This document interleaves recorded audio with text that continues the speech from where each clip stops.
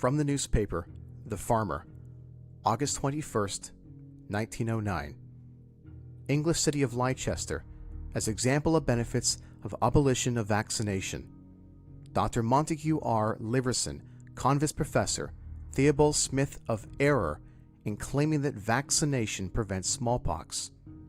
Merits of Béchamp and Pasteur compared.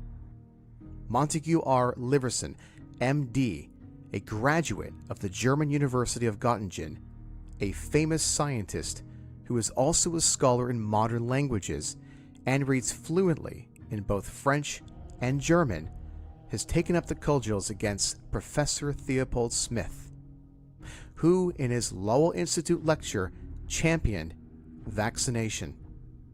Dr. Leverson is an expert in the diagnosis and treatment of smallpox known on 2 continents. He is opposed to vaccination. His open letter to Professor Smith follows.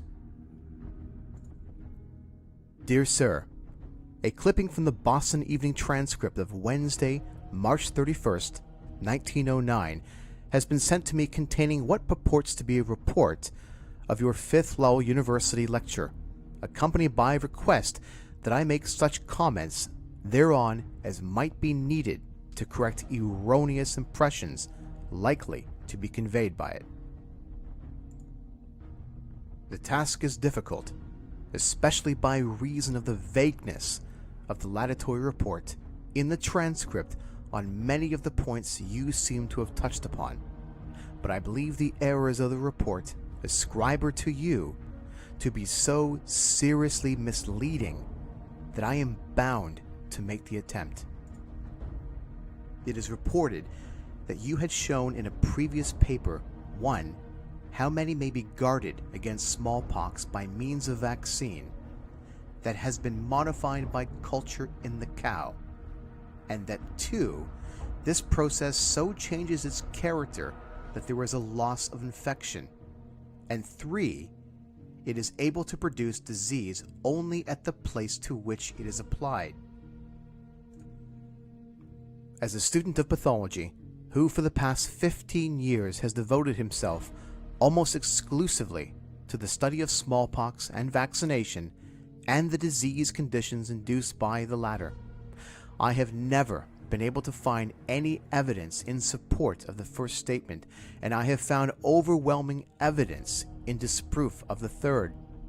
Both are assumptions without evidence to support them, and if you will favor me with a visit, I will show you a large collection of drawings, illustrative and deplorable constitutional disease conditions produced directly by, quote, vaccine that has been modified by culture in a cow, including cases which that pronounced pro-vaccinist and celebrated surgeon Jonathan Hutchinson reluctantly confessed to be of syphilitic character, imparted, some of them, not by arm-to-arm vaccination, but by vaccination direct from the cow. You are reported to have stated that, quote, this discovery has been of inestimable value to the human race, since it is prophylactic against smallpox, end quote. Such an assertion is not supported by and evidence, as I do not suppose you to be capable of willfully fooling your audience. I am bound to believe that you have yourself been fooled. Unhappily, laws enacted by ignorant lawmakers, dogmas laid down by knaves, and adopted by the misguided authorities of our medical schools, and by them maintained by the persecution of those who do not assent thereto, have made it to the interest of the medical profession to by ignorant of facts and the gravest importance to mankind, and therefore they remain ignorant thereof. Even the garbled official statistics of all 3 countries, which have been so diluted as to make the attempt at cowpox prophylactics, prove that there is absolutely no protection, neither for life, nor till puberty, nor for 10 years, nor for 7, nor for 6, 5, 4, 3, 2, nor even 1 year, nor yet for any portion of 1 year. In fooling themselves and mankind, the vaccinating officials have not only garbled their own statistics, but they have used official statistics with what the great master of statistics, Dr. Adolf Vogt, described as inconceivably superficiality. The report states that you showed how the arm-to-arm process was supplanted about 50 years ago by a bovine vaccine. But why did you not acknowledge the fact that for more than 50 years, the pro-vaccinists positively denied that vaccination ever caused the syphilitic condition or a condition resembling the syphilitic, and persisted in such denial for years even after Ricord had reluctantly admitted that it had done so, and even denounced as liars the noble and learned men who proved it. Neither it is 50, but only about 25 years since such vaccinating was general. And even today, arm-to-arm vaccination is practiced in many places. Is it possible that, as you stated, as reported, quote, that the operation was controlled by antiseptic treatment and that the quality of the vaccine was rigidly tested, end quote? Pardon me for saying that assertions so rash and so misleading cannot be excused in a gentleman of your eminence, when a very small amount of investigation would have taught you that the pretenses to such effect were the merest shams.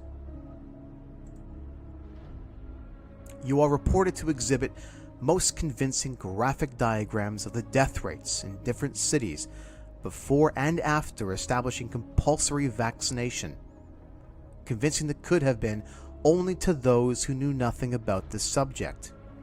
The truth is that after desperately fighting against improvements in sanitation, the people of England and the people of many parts of the United States, led by opponents of vaccination, forced sanitary reforms upon their municipal authorities, often in spite of continued opposition by medical officials. You are reported to have said that owing to the subtle nature of the disease, vaccination has been necessary against it. You here assume smallpox to be a thing, an entity. This blunder is committed by nearly all the followers of the self-styled regular school, and it will probably be a new idea to you to be told that neither smallpox nor any other disease is an entity, but is a condition. You are reported to have quoted approvingly the fact that Germany insists on 2 vaccinations, one in infancy and the other about the age of 12, while Japan has 3. In addition, the Japanese troops have vaccinations of their own. Now I chance to have before me a report of a speech of Baron Kahiro Kakaki at the Jubilee dinner of the Incorporated Society of Medical Officers of Health, wherein he stated that every child in Japan is vaccinated before it is 6 months old, revaccinated at 6 years, again at 14, and that all men were revaccinated on entering the army, while a further revaccination was enforced if an outbreak of smallpox occurred. And yet, in the lecture delivered by the same gentleman on May 12, 1906 at St. Thomas Hospital, he stated that 347 soldiers of the Japanese army took smallpox and 33 died of it during the Japanese War. But I still have further Japanese statistics wherewith to enlighten you and, I hope, the deluded people. We learn from the Japan Weekly Chronicle that up to the 25th of January 1908, there has been no fewer than 3,344 cases of smallpox in Kobe, since the outbreak of the epidemic in November 1907, and that of this number, 1,182 had died, 1,104 had recovered, and 1,158 were still under treatment. Later returns up to February 20th, 1908 shows the total increased to 4,850, of whom no fewer than 2,009 had died. As regards these dismal facts, there is a conspiracy of silence among official doctors, in which they are almost universally aided by the medical press, and too generally by the lay. I have never seen any explanation, even attempted, of the following gruesome statistics as to smallpox and vaccination in England. From 1847 until 1853, vaccination was encouraged. It was made obligatory from 1854 until 1867, and was enforced with cruel violence from 1868 until 1898. There was an epidemic of smallpox in England in 1857 until 1859, in which there died 14,244 persons. There was another in 1863 until 1865, in which there died 20,059 persons. And in 1870 until 1872, there was another, in which there died 44,840 persons, nearly all of whom had been vaccinated, and many of them revaccinated one or more times. In 1870 and 71, Leicester suffered from smallpox as much as any other large city in England, and then she began her revolt against vaccination. The following table shows a remarkable result, not only as to smallpox, but as to the general health of that city. Great sanitary improvements have been effected during the period of 1870 until 1880, whereof the abandonment of vaccination was not the least important. Quote, "The population has doubled from 1867 to 1872 to about 189. But a still more remarkable exhibit is that of the fatality rate of smallpox in epidemics occurring in much and in little vaccinated towns." As regards Leicester, Mr. J.T. Biggs summarized the important features of Leicester's recent smallpox history as follows. 1. In each of the smallpox outbreaks of 1892, 1893, and 1904, there has been an increasing number and proportion of unvaccinated in the population. 2. The fatality from smallpox has declined in the same period from 5.8 to 1.3%. 3. The general death rate has declined from 19 per thousand in 1892 to 14 per thousand in 1904. 4. The fatality rate of the unvaccinated was only 1.5%, very much less than that which occurred about the same period in much vaccinated towns. 5. Very few of the 6,000 to 8,000 unvaccinated children contracted smallpox. As the reporter of your lecture dealt only in general eulogy of your statistics, it is not possible to prove their erroneous character in detail. I challenge your criticism of those I have above given. They can all be tested and, being so tested, are verified by the returns of the Registrar General of England and Wales and the official reports of the same authority. of the General Government Board despite its continual trickery to support vaccination, and of the medical officer of Leicester. To all the world, Leicester stands forth as a perpetual controlled experiment, demonstrating directly the uselessness of vaccination and indirectly its pernicious influence upon health and character, not of its victims and of those who employ it. After dealing in generalities as above mentioned, the eulogist of your lecture states, quote, "Next the speaker passed to a consideration of the splendid works of Pasteur. They have been of fundamental importance in the extension of vaccination to other infectious diseases. The latter statement is true in a certain sense. The former is absolutely without foundation."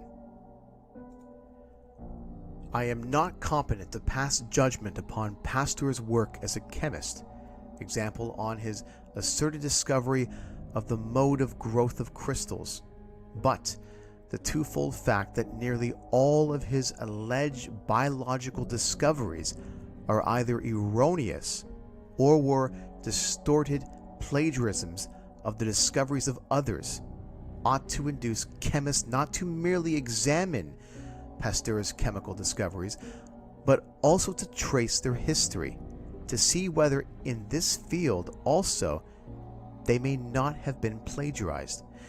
Every one of Pasteur's preventative inoculations have proved a failure. The inoculation of tubercle bacillus upon cattle has sped tuberculosis among healthy herds, as ordinary common sense would have predicted. His inoculations against anthrax left the animals inoculated more liable that disease condition and caused the premature death of many of them from other disease condition.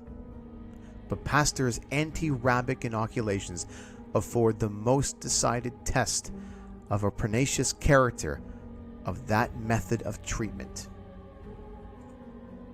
During 23 years preceding the use of anti-rabic serum, there were 685 deaths from rabies in all of France, or an average of 30 per annum.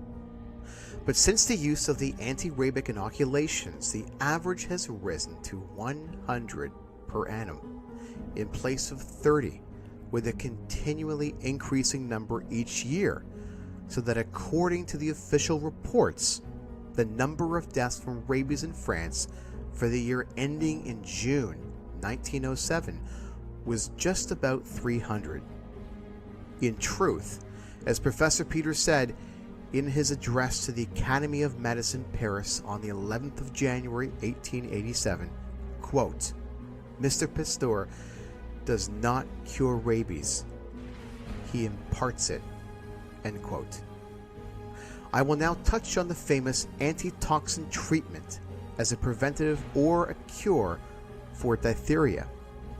Here there is apparently an almost unanimous cry for Hallelujah by the disciples of Pasteur. All of them insist that the fatality rate for the dreadful disease has been greatly lowered. Let us see if the facts bear out of this assertion. The Japanese, while copying our civilization, have also copied our follies. The Serum Institute of Tokyo presents a report on diphtheria antitoxin, in which the statement common to seropathists of Europe and America was repeated by the officials of the Institute, that the fatality rate from diphtheria has been reduced from 52 to 28% of the cases. But more ingenuous, that Europe and American officials on the very opposite page of the Japanese Institute furnishes a diagram whereby means are given for testing the validity of this statement. While that diagram certainly shows a fall from 52% in the fatality of diphtheria during the 7 years preceding the use of antitoxin to 28% during a similar period under its use, the number of cases since the introduction of antitoxin has erroneously increased, as also the number of deaths, so that the largest number of cases in pre-antitoxin days, 6,100, is less than the smallest under its use, 8,613, and in 1899 the number reached 21,085.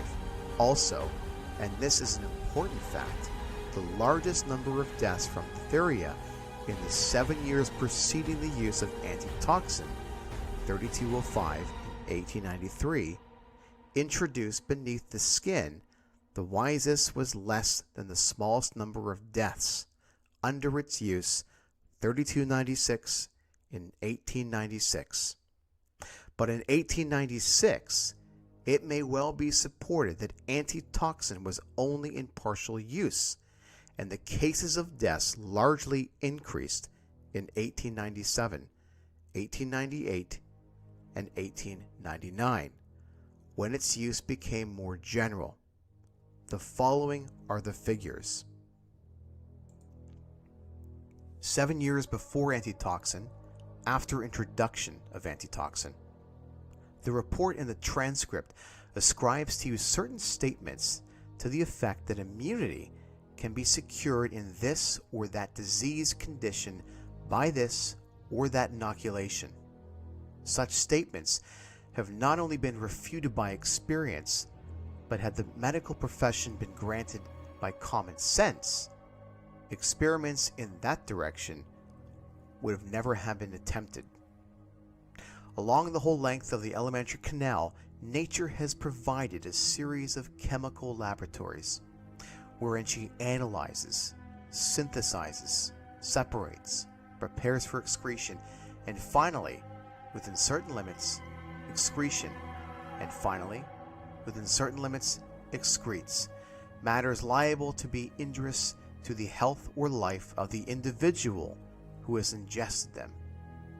But when any such matters are inoculated, nature's defenses are taken in the flank. It is true that, as if foreseeing man's folly, nature has provided a network beneath the skin, which can sometimes eject poisonous matter by means of abscess, but always at a cost to the lowered vitality of the individual, even where the whole of the poison is ejected. Ingested where the dose is not excessive, a wise physician will still have some power to arrest the mischief by the aid of the emetics or antidotes. Once physician who lives loses all power over the poison, and not only so, but the entire medical profession combined is absolutely incapable of even foreseeing what effect will be produced. Substances apparently inert and harmless introduced into the bloodstream are known to have produced almost instant death, and the recklessness of inoculation amounts to cruelty through ignorance. The reporter states that you spoke to Sir Almouth E. Wright's absonic methods, a new name to disguise the fact that the so-called absonic method is but a distorted plagiarism of homeopathy.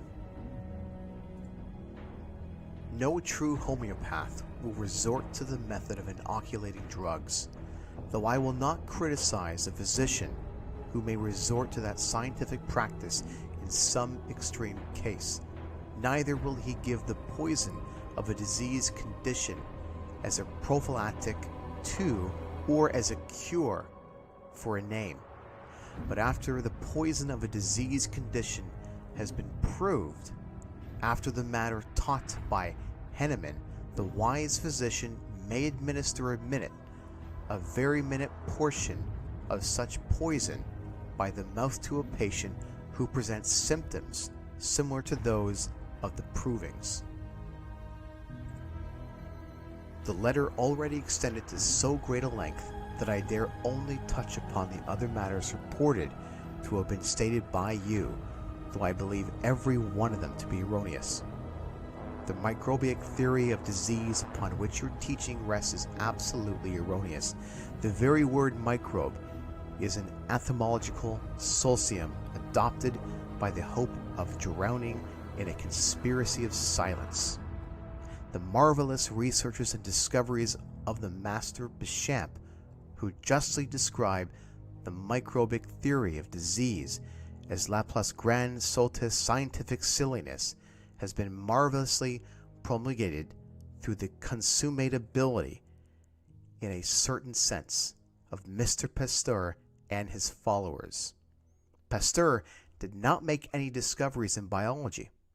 As I have stated above, his pretended biological discoveries were plagiarized from others, and chiefly from the master, who not only discovered the causes of fermentation, and that it is a process of nutrition, but also the unit of life, Vic, the micromas.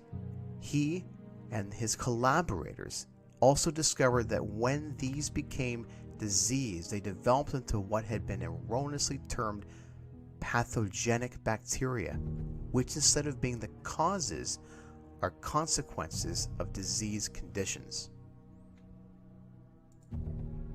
Fortunately for the emancipated of the biological sciences from their present condition of chaos, Pasteur has himself provided the dynamite wherein his bubble will be exploded.